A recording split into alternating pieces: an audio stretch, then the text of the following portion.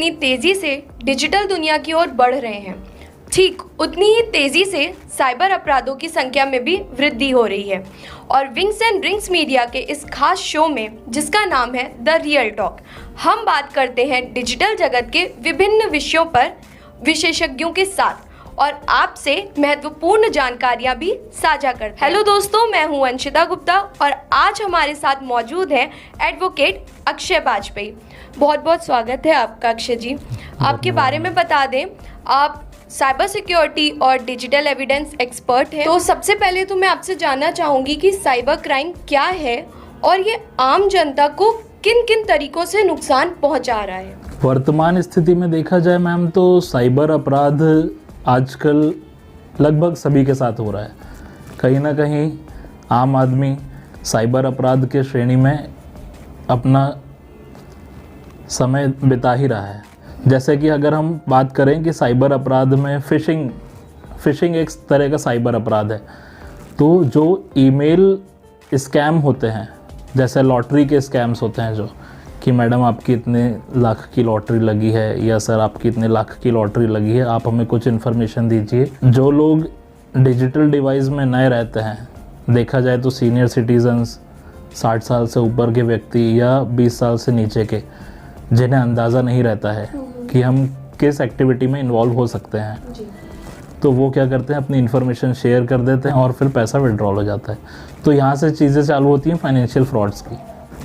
But मैं कहना चाहूँगा कि फाइनेंशियल फ्रॉड तब होता है जब कोई आपको बिना बताए आपके खाते से पैसा निकाले। बैंक्स और आरबीआई उन्हीं चीज़ों पे बोलता है फाइनेंशियल फ्रॉड्स, अगर आपके खाते से गलती से पैसा निकला है या आपके खाते से गलती से किसी दूसरे खाते में पैसा गया है। अगर आप इसकी शिकायत करते हैं तो 24 घंटे के अंदर या 48 घंटे के अंदर आपका पैसा आपको वापस कर दिया जाएगा। और अगर आप कंप्लेंट रजिस्टर करते हैं तो 90 दिन के अंदर वो कंप्लेंट प्रोसेस हो जाएगी। आज के इस डिजिटल दौर में हम साइबर क्राइम को किन किन तरीकों से होता हुआ देख सकते हैं? साइबर क्राइम देखिए मैडम, हर तरीके से किया जा सकता है। जैसे एमोजे ऐप हो गई, जोश ऐप हुए, कुछ ऐप्स ऐसी हैं। यूट्यूब भी आजकल शॉर्ट्स प्रोवाइड कर रहा है। आप इवन फेसबुक और इंस्टाग्राम पे भी रील्स पब्लिश कर सकते हैं। तो जो स्कैमर होता है वो क्या करता है, इन्हीं को टारगेट करता है और इन्हीं पे अपना प्रमोशन डाल देता है। अब वो प्रमोशन कैसे डालते हैं, एक एज ग्रुप के हिसाब से डालते हैं कि यदि 10 साल से 15 साल का व्यक्ति चला रहा है, बच्चा चला रहा है फ़ोन को, तो उसको कौन से एडवर्टाइजमेंट ऐसे हैं जिसको वो लाइक करेगा, जिसको वो एंटरटेन करेगा, जिस पर वो क्लिक करेगा। अगर 20 से 30 साल के लोग चला रहे हैं तो वो कौन से एप्लीकेशंस, कौन से एडवर्टाइजमेंट्स को एंटरटेन करेंगे, उस पर क्लिक करेंगे।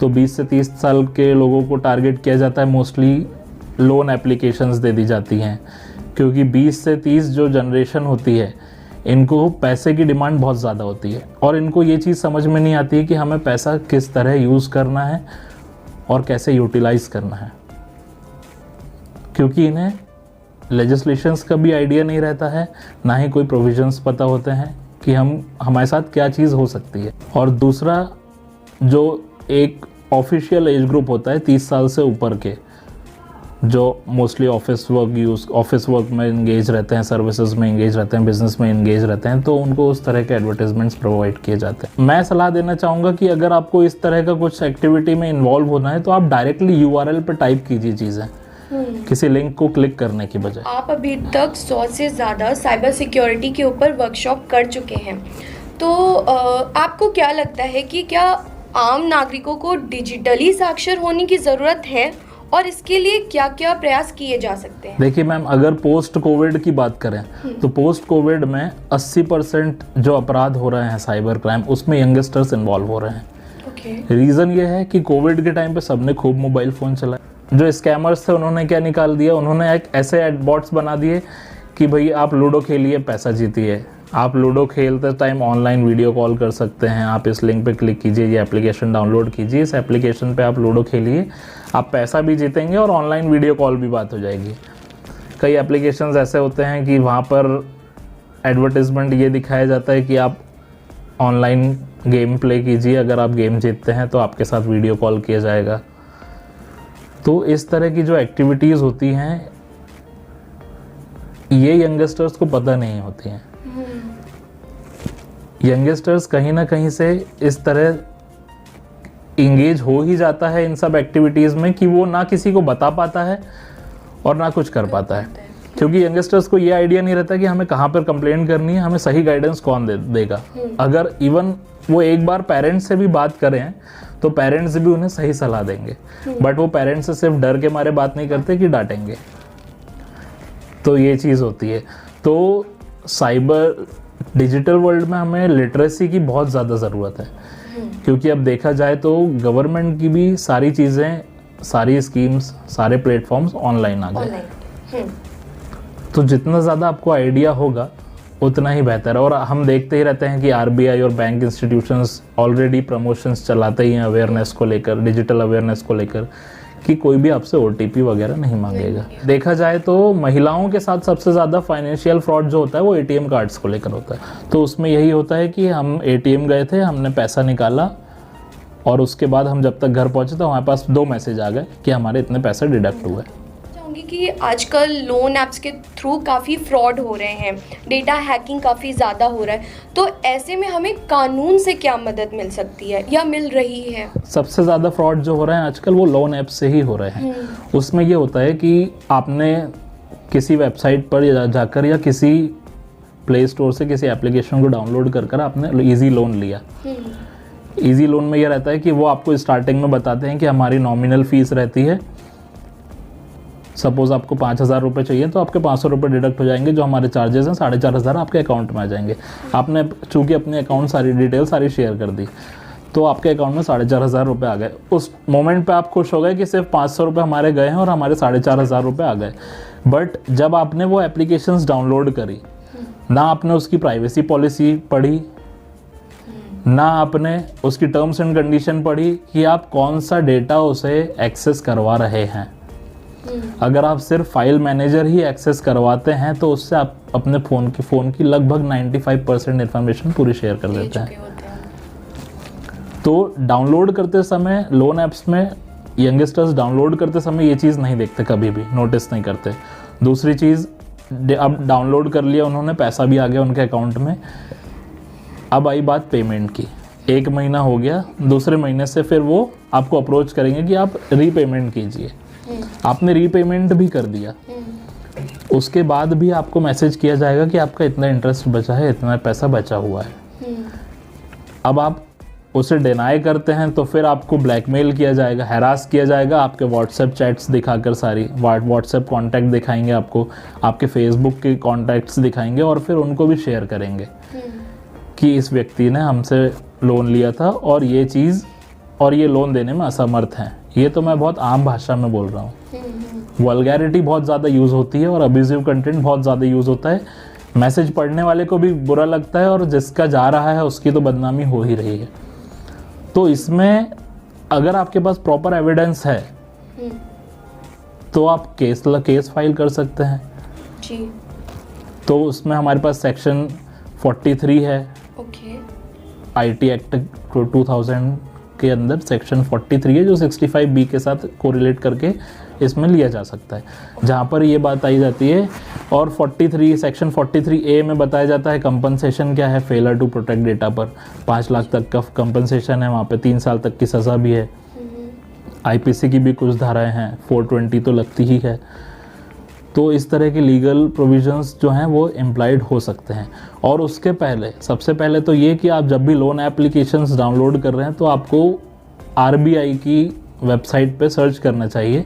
लिस्ट आरबीआई ने एक प्रॉपर लिस्ट दे के रखी हुई है कि कौन सी रजिस्टर्ड लोन ऐप्स हैं, डिजिटल लैंडिंग एप्लीकेशंस हैं। लोन ऐप्स को आरबीआई के टर्म्स में डिजिटल लैंडिंग एप्लीकेशंस बोला जाता है। तो डिजिटल लैंडिंग एप्लीकेशंस के लिए आरबीआई की एक प्रॉपर गाइडलाइंस है। अगर वो गाइडलाइंस फॉलो कर की जाती हैं तभी आप रजिस्टर्ड होते हैं आरबीआई के अंदर। मियां, आपसे अगला जो सवाल है ना वो सोशल मीडिया पर हो रही ओवर शेयरिंग ऑफ इंफॉर्मेशन को लेकर है। तो इसके क्या नुकसान हो सकते हैं और हम इससे खुद को कैसे बचा सकते हैं? सोशल मीडिया पे मैम देखिए, जैसे इंस्टाग्राम हो गया, फेसबुक हो गया। फेसबुक समय समय पर सिक्योरिटी चेक का पॉइंट देता है, ऑप्शन देता है, जो लोग नहीं देखते, लोग उसे एक्सेस भी नहीं करते। तो फेसबुक सिक्योरिटी चेक का ऑप्शन देता है। वो ये इसलिए ऑप्शन देता है कि आप चेक कर सकें कि आपके अकाउंट में पिछले 2 महीने 3 महीने में जो भी एक्टिविटी हुई हैं वो आपने ही की है कि नहीं की हैं, आपके ही थ्रू कंडक्ट हुई हैं कि नहीं हुई हैं। तो आप वो सिक्योरिटी चेक करके आप अपना अकाउंट मोर सिक्योर कर सकते हैं। अगर आप सिक्योरिटी चेक में फेल होते हैं तो फेसबुक आपका अकाउंट लॉक भी कर सकता है। भी उसमें आपकी द्वारा की गई एक्टिविटीज़ को फेसबुक आपसे ही पूछता है, तो आपको उसे बताना ही पड़ेगा। सेकेंड, हम बात करें इंस्टाग्राम की, तो अभी इंस्टा सोशल मीडिया में जो चल रहा है, अभी इंस्टाग्राम में सबसे ज़्यादा क्रेज़ चल रहा है अपने फॉलोअर्स बढ़ाने का। तो लोग अपनी पर्सनल इन्फॉर्मेशन तो शेयर करते ही करते हैं, सिर्फ इसलिए कि फॉलोअर्स बढ़ें, और स्टोरीज शेयर करते हैं। अब फेसबुक इंस्टाग्राम पे मोस्टली लोग स्टोरीज जो शेयर करते हैं तो उसमें लाइव ऑडियो वीडियोस होते हैं, लाइव वीडियोस होते ही होते हैं, तो उससे लोकेशन ट्रेस इजीली हो जाती है। बच्चे अगर फेसबुक यूज़ करते हैं या इंस्टाग्राम यूज़ करते हैं तो वो भी एक्टिविटी में इंगेज रहते हुए या होने के पहले अपडेट कर देते हैं। तो ये क्राइटेरियाज रहते हैं। तो स्मार्टफोन आप यूज़ कर रहे हैं, अच्छी बात है, बट स्मार्टफोन को स्मार्टली ही यूज़ करना पड़ेगा, तभी हम डिजिटल मीडियम में और डिजिटल मोड में सिक्योर रह सकते हैं। और लास्ट में मैं बस आपसे ये जानना चाहूँगी कि कुछ ऐसे सेफ्टी या सिक्योरिटी टिप्स जो आप हमारे ऑडियंस को देना चाहें जिससे वो खुद को इस डिजिटल वर्ल्ड में साइबर क्राइम का शिकार होने से बचा सकें। पहली तो ये कि हमें वही इन्फॉर्मेशन देना है जो हमें सही लगे, जिसमें हम कंफर्टेबल हों।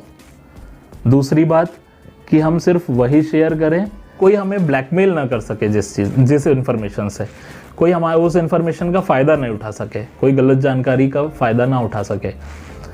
और थर्ड, हमें पासवर्ड वगैरह कभी भी किसी से शेयर नहीं करना रहता है। मोस्टली यंगस्टर्स अपने आप फ्रेंड्स में ही पासवर्ड शेयर कर लेते हैं। मोस्टली जब ये लोन ऐप्स की बात करें अगर हम, तो लोन ऐप्स में आप जब भी कोई लोन एप्लीकेशन को इंस्टॉल करें तो पहले तो आप उसकी प्राइवेसी पॉलिसी को पढ़ें, और जो आप परमिशन दे रहे हैं अपने फ़ोन में वो परमिशंस पढ़ें कि आप क्या क्या परमिशन उन्हें एक्सेस करने के लिए दे रहे हैं। और सबसे ज़रूरी कि पहले चेक करें कि आरबीआई के पोर्टल पर, आरबीआई के वेबसाइट पर वो एप्लीकेशन या वो वेबसाइट रजिस्टर्ड है या नहीं। बहुत बहुत शुक्रिया अक्षय जी, आज आप हमारे साथ जुड़े, और हम उम्मीद करते हैं कि हमारे दर्शकों को भी काफ़ी कुछ सीखने को मिला होगा। आप भी जुड़े रहिए और देखते रहिए द रियल टॉक शो। साथ ही साथ डिस्क्रिप्शन बॉक्स में हमारा डिजिटल अवेयरनेस डाइजेस्ट का हम आपको लिंक डालेंगे, जिसके अंदर आपको कई सारे सेफ्टी सिक्योरिटी टिप्स भी मिलेंगे। हमारी डाइजेस्ट दोनों लैंग्वेजेस में आपको मिलेगी, इंग्लिश भी और हिंदी भी, तो उन्हें पढ़िए। और अगर आप हमें सपोर्ट करना चाहते हैं तो उस ई डाइजेस्ट में हमने आपको ईमेल एड्रेस अपना दे रखा है। आप हमसे अपने आर्टिकल्स, अपनी स्टोरीज जो भी आप शेयर करना चाहें वो कर सकते हैं।